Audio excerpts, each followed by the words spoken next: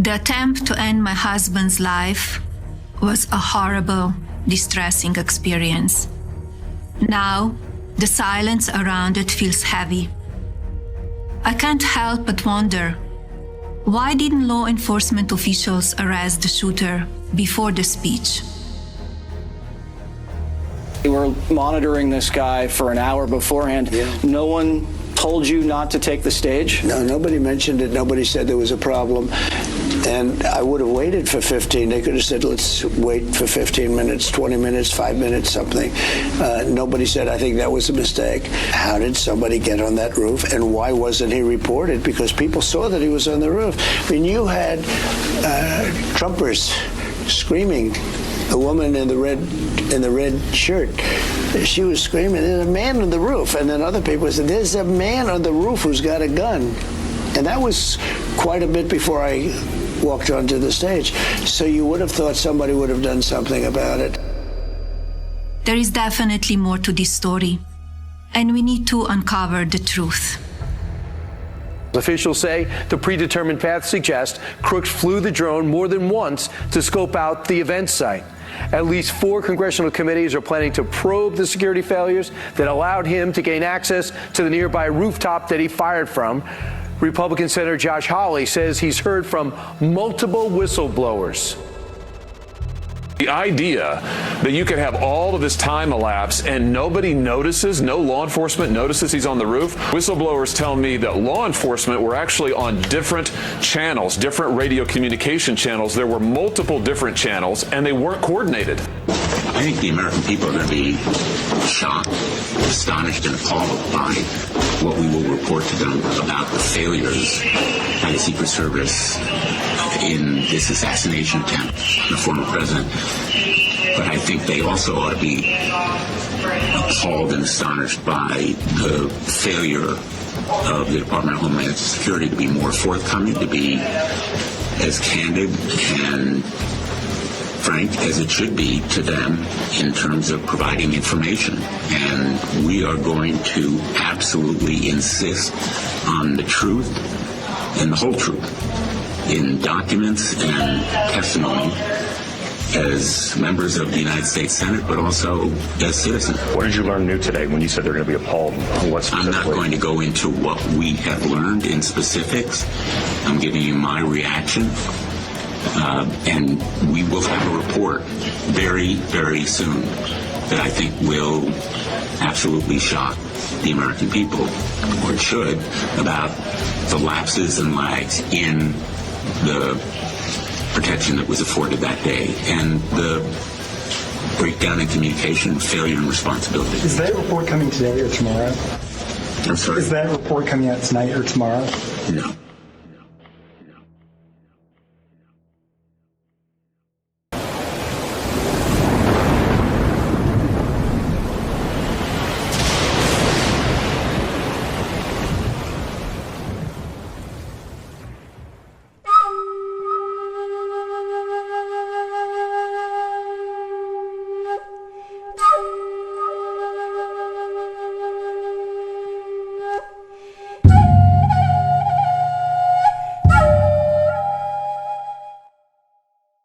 And if you didn't know, it has happened again. The U.S. Secret Service says there was another attempt to assassinate former President Donald Trump. An apparent assassination attempt against former President Donald Trump. For the second time in as many months, Donald Trump has been the target of an attempted assassination.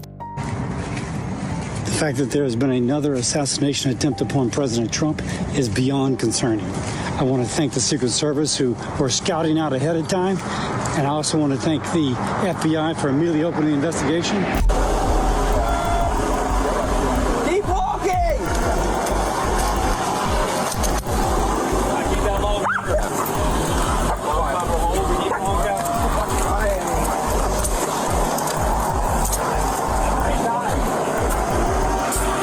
New information, which records show the suspect spent nearly 12 hours near the golf course before being confronted. The suspect spent nearly 12 hours near the golf course before being confronted.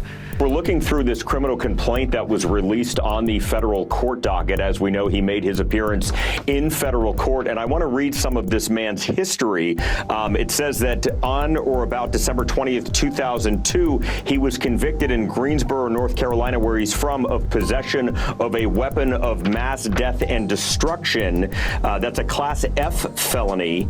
Law enforcement indicates further that on or about March 3rd, 2010, about 8 years later, he was convicted of multiple counts of possession of stolen goods, another Class H felony. That's what they used for the probable cause, so they could keep him in custody today to charge him with possessing a gun as a felon and obliterating a serial number as a felon. So he remains right.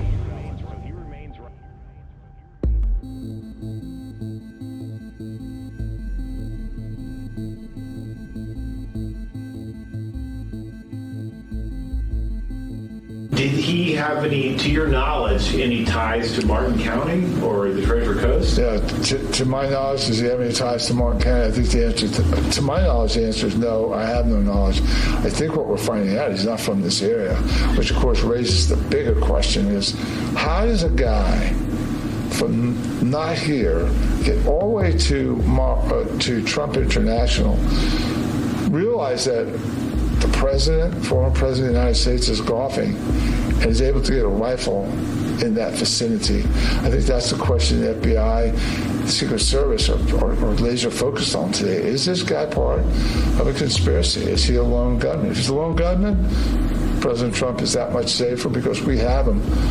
But if he's part of a conspiracy, then this whole thing really takes on a very ominous tone.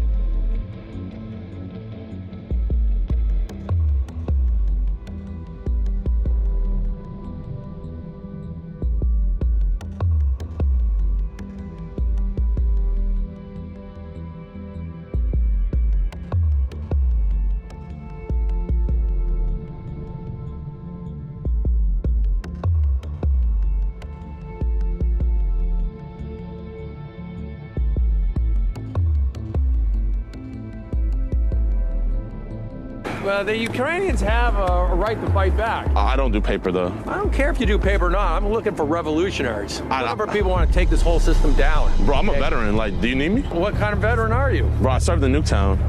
Well, I think it's better to serve and fight in the powers, fucking over the system. Bro, give me a Glock and a Hellcat. Take a look at this. Bro, but I don't do paper, though. I just told you that. Come on, dude, then get away. We don't need people who aren't serious. If you're not serious, I'm serious, but I don't do paper, bro. You're literally killing the environment. We're moving on. You go ahead, have your lunch. No, bro, I'm going to class. I'm a scholar. Go to class. Please tell me who you are and why are you here? I'm 56 from the U.S., from North Carolina originally, so live in Hawaii now, so flew all the way from Hawaii here. So the question as far as why I'm here, to me, you know, a lot of the other conflicts are gray, but this conflict is definitely black and white. This is about good versus evil.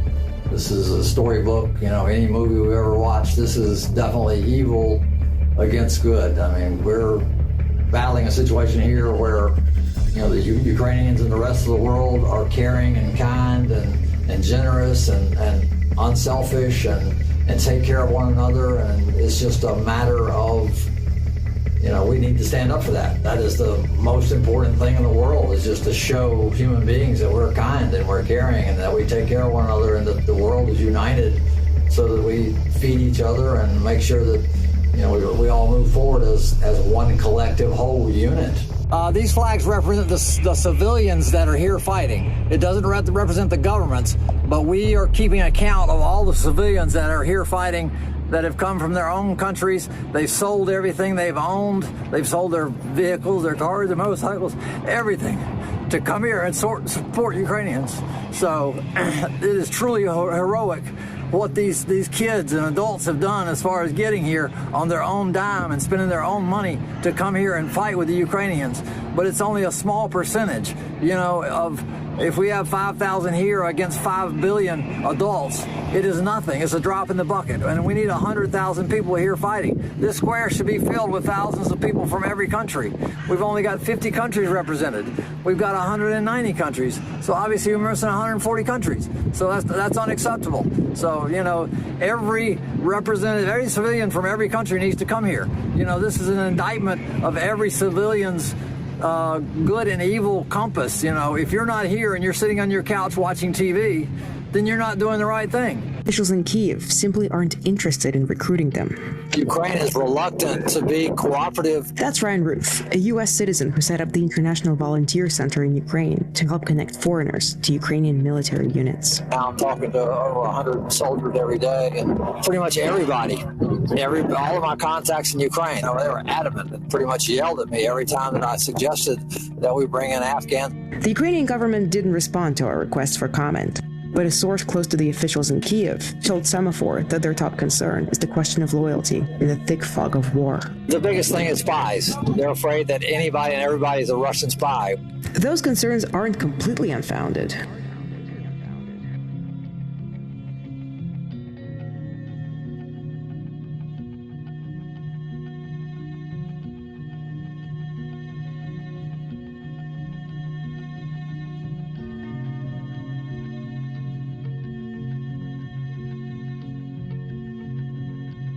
Moved to Kaava, on Oahu, a few years ago, and they're stunned that he could be involved in something like this. Our Stephen Florino reports. This quiet neighborhood on the windward side of Oahu rocked at the news. Their neighbor, reportedly the suspect in the attempted assassination of former President Trump in Florida. He went over there to do that? Really? Wow, it's hard to believe. Wow, this is like unbelievable. It's like one of those movie type of deals. I mean, it's a small community, real family oriented. He's a real nice guy. Him and the girlfriend get along, well, most of the time great, but it's amazing. Neighbors say Ryan Routh lived in this house for several years. Didn't talk politics, but the home did show his allegiances. The American flag near the door, the Biden-Harris sticker on the truck bed. Well, he hasn't talked too much about politics. I mean, they did have a Biden sign in the front of the house, but other than that, no, not really. No, we just talk about surfing. Yeah, that's it. We just go surf all the time. We spoke to several neighbors, and they all pretty much described him the same way. A nice guy, quiet guy, a great carpenter who actually renovated most of his house, even offered to help anyone who needed it. He always helped the community. In fact, he built my house, like a small house. I live up in the back in the bushes. Yeah, he built a little 10 by 10 for me and my 10 dogs. Neighbors say he even traveled to Ukraine to help in the conflict there. He went to Ukraine when it just started. He went to go help out the people there for a couple months. I think it was like 6 months at one time. Then he came back and I was like, how was it? It was like, oh, good. He helped everybody and stuff like that. And then I think he left again.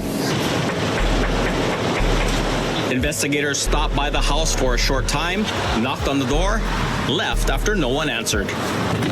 Because he's like so mellow, he's real low key. He doesn't make too much. He doesn't make any trouble in the community. Let me put it that way. So it's a real shock, very shocking news. Stephen Florino, KHON2 News, working for Hawaii.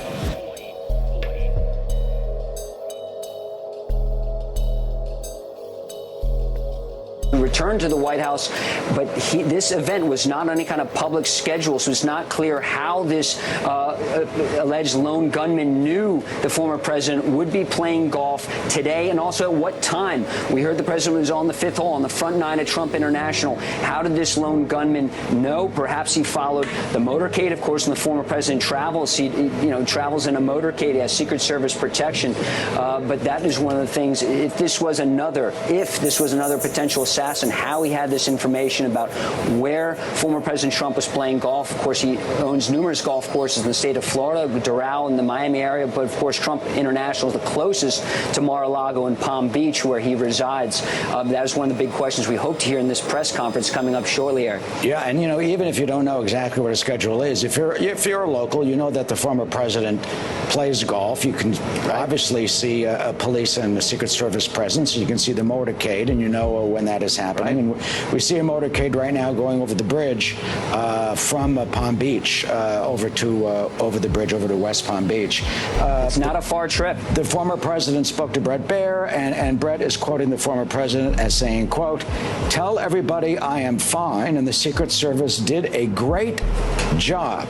So in light of the new reporting that the Secret Service did what it's supposed to do, it saw a threat to the president, a potential threat, a man with an AK-47 within the vicinity of the former president on the street, a few hundred yards apparently away from the fifth hole, and the Secret Service agent did what they are trained to do, took out the service revolver, their weapons, and tried to stop this apparent suspect. Secret Service advance agent supporting the front edge of the agency's layered approach to protection encountered an individual attempting to secrete himself in the wood line.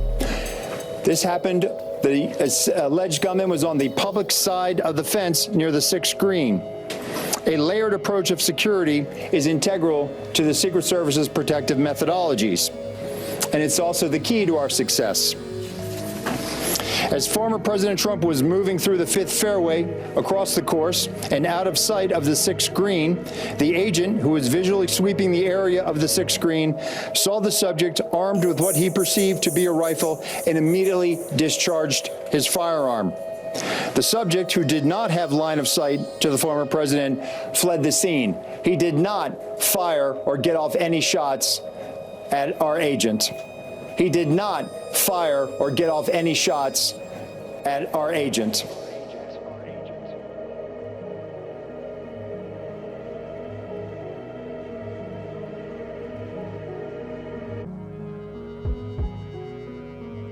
But the rhetoric is on both sides. It's coming from the right, it's coming from the left. The rhetoric, they have tried to kill this man twice.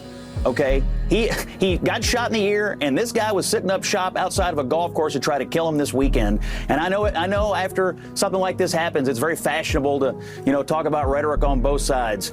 Donald Trump is the target, okay? He's the current target, and it's happening, and it's happened again. And honestly, we have to have a conversation about elections. If you lose an election, the country's not going to come to an end, okay? What I want Democrats to do, honestly, is to say, it's okay. Like, if Donald Trump wins, democracy will not end, the Constitution will not end, we're not going to live in a dictatorship, there will not be a bloodbath. All the things they say that are totally fabricated, to me, it would be a good day to stop doing that.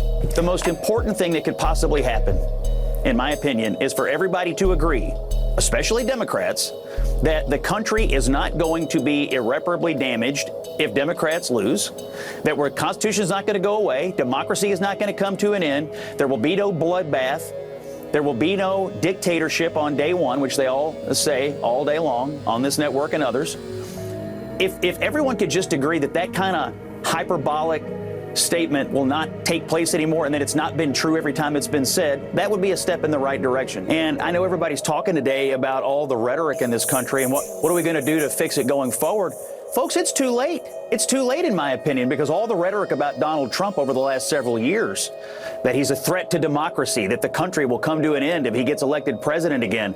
Even over the weekend, we had people blaming him and J.D. Vance for a bomb threat in Springfield. Well, if you have believed that over the weekend, then how can you not believe that the rhetoric leading up to today is not somehow responsible for the fact that this man has now survived 2 assassination attempts? So what I want Democrats to do, honestly, is to say, it's okay. Like, if Donald Trump wins, democracy will not end, the Constitution will not end, we're not going to live in a dictatorship, there will not be a bloodbath. All the things they say that are totally fabricated, to me, it would be a good day to stop doing that. If you had to be stuck in an elevator with either President Trump, Mike Pence, or Jeff Sessions, who would it be? Does one of us have to come out alive?